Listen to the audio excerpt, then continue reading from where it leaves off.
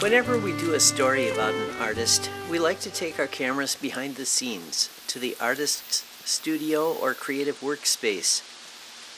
Today, we're literally going into the woods, west of Menahga, to the homestead of Dan Haataja.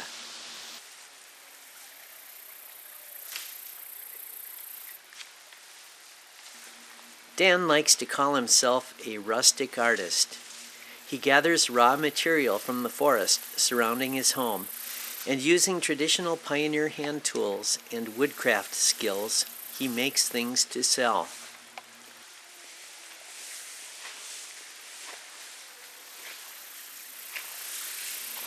This morning, he is harvesting fresh willow branches along the stream that flows behind his cabin.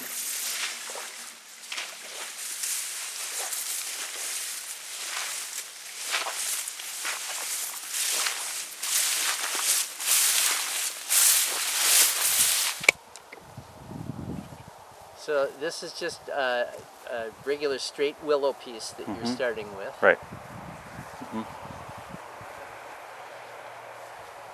And it looks like you're using oak. Is this oak? This is willow, actually. This is willow, really? Yep. Wow. Yep. So first of all, we'll trim these leaves off.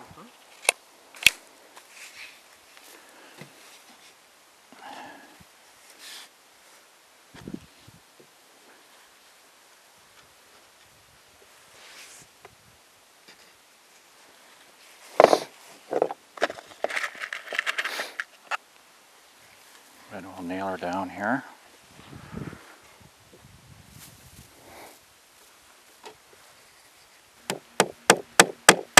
Dan started making bent willow furniture in the early 1990s. He is primarily self-taught, having learned most of his techniques from library books, and with a lot of trial and error.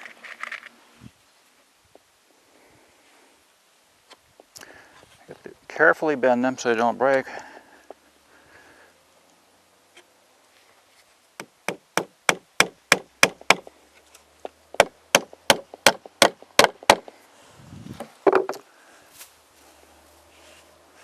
And that's basically it. You just keep putting more and more on. And you normally you put 4 on this side, 4 on this side, and then you can put the arch in for the back. Like that.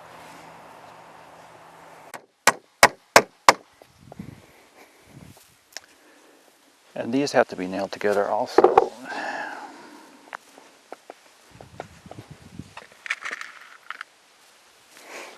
I don't know if the viewers can tell by watching as you're doing this, but one thing I've always been impressed with your chairs is they are very sturdy.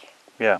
And they always sit flat on the floor. They don't rock. Right. Is there a trick to doing that? I mean, you obviously got all 4 of them down. Right.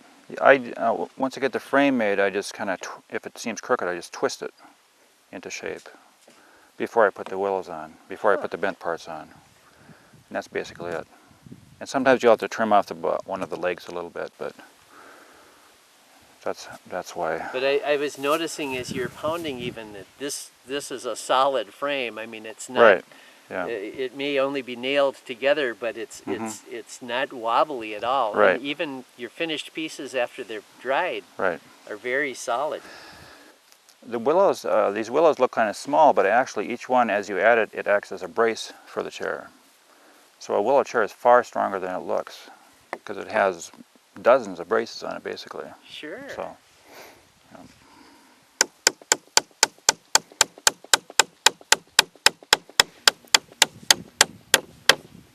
Here's a look at a finished chair. Dan has used the willow branches to create beautiful, graceful designs in the structural lines of the chair. Although it is made with sticks, the finished product is very solid, and what's most surprising to me, it's very comfortable to sit in. Now you use a lot of different woods, don't you? Right. Can you tell us what are some of the variety of materials that you use? Well, on these particular chairs, these are made of willow. And this particular one has diamond willow on it. These are, this is diamond willow, this wood that has these dark areas in it. Wow, it's beautiful. For Dan, diamond willow is another readily available material. Growing beside the stream near his house, the unique shaped cavities in the trunk make the tree easy to identify. This is a diamond willow tree right here, and this is a diamond. These are the diamonds right here.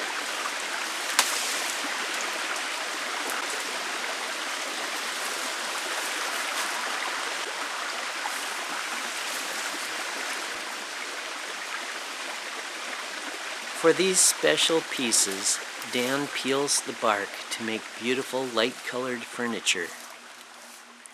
After the bark is stripped, the darker diamonds remain, making visually striking patterns in the wood. To remove the bark, he uses a draw knife and a shaving horse. Something that was used in Europe for hundreds and hundreds of years. They used to use them for making axe handles, anytime they had to shave wood down. And the reason it's so good is because when you use a draw knife, you have a lot of leverage. You're using both arms. And So you're pushing with your foot. and you're pushing this with your foot to hold the wood, yes, like that. I actually split the wood out of a log rather than buying lumber. So it's all, there's no nails in it, it's just all drilled and hewn down. Did you use a hand drill? Yes. So this is truly, A hand drill and an axe. truly handmade. Yeah. So here's a piece of diamond willow before the bark is removed. Here's one after it's peeled and finished, and here's how it looks before, as it comes out of the tree. And I can show you how I work it down here. Dan pushes the foot brace away from himself as he draws the knife, the pressure of his foot firmly gripping the diamond willow like a vise. Basically a vise for holding your wood when you're working with it.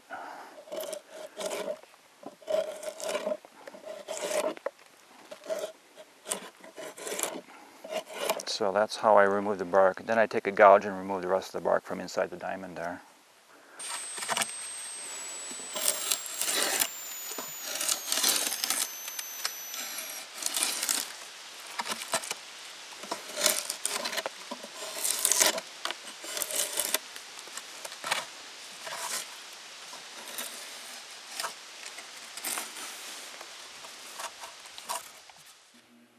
Dan uses this old log barn on the homestead to store his inventory of peeled diamond willow, assuring himself a ready supply with which to make furniture during the long winter months.